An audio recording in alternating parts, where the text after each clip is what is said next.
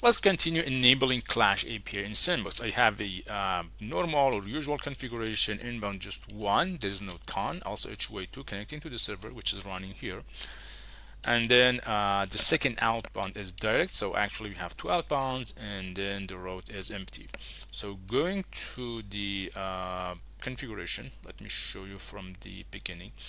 The experimental, if we go, we see the experimental object, global one, Clash file, ignore it, and also ignore the v2ray. We need the Clash API. So going to Clash API, it tells the configuration, the external controller, which is the listening for the server, API, REST API, and then the other configuration, which already I have a sample for the configuration. So let's go to the sample one. So sample for the Clash API, experimental, and then copy. I will explain all of these, and having another global object. So experimental Clash file we do not need. v2 API, ignore it, remove the comma. So we have the Clash API external controller, which is the listening part for the REST API, and then the allow the origin, which is our local host, and then the private network is also allowed. This is not the only part. Also, we need a selection type for the outbound as the first one. So from the other videos that we had, ton interface, I think it was the ton interface was the, no, it was the route selective one. So select, looking for select, this is the thing that we need.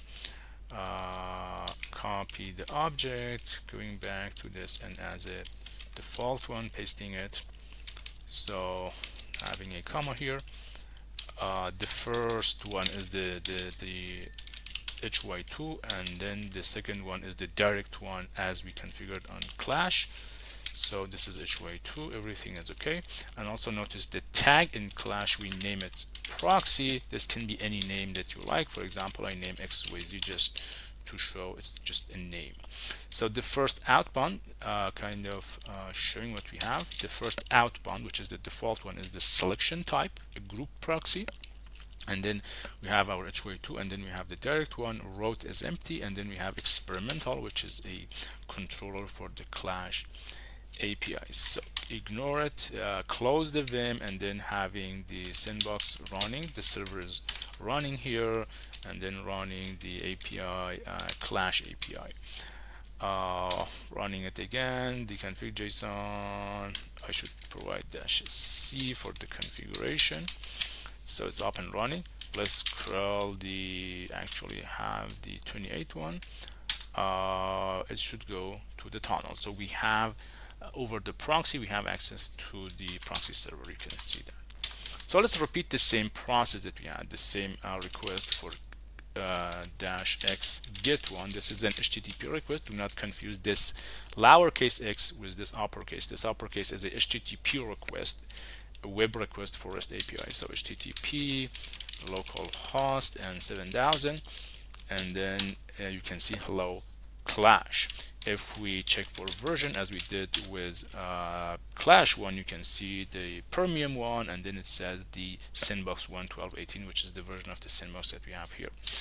And if we repeat the proxies, we get back a much smaller output, which we have here a global object including the XYZ and HY2, and then which is the selection and the HY2. It ignores the direct one, and then we have XYZ itself, which is our selection type. You can see type is selector, and it has two endpoints, the HY2 and direct, and then HY2 and then the direct one.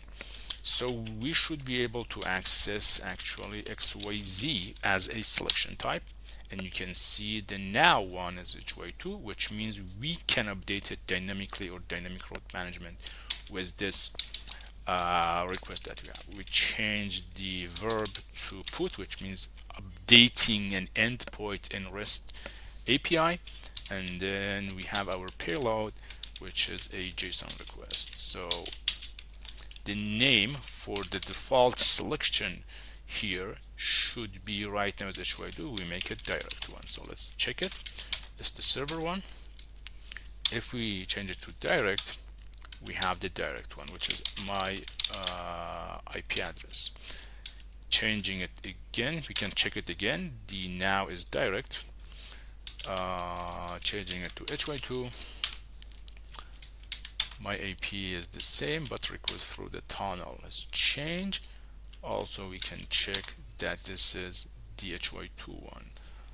And that's it. This is the way we can have the Clash API at client side. Notice that we can have it at server side, but this is a client side Clash API enabling for dynamic route management. I mean, selecting between outbounds, we can have like 10 outbounds and select between them. For example, we can, with a script, check which one is faster, manually checking, or kind of strictly with automatic one, checking which one is faster, or depending on any condition that we have, we can switch between any outbound with this select one. So this was the Clash API and Sandbox. Let's continue our journey on API and management, user management, and going to upcoming videos.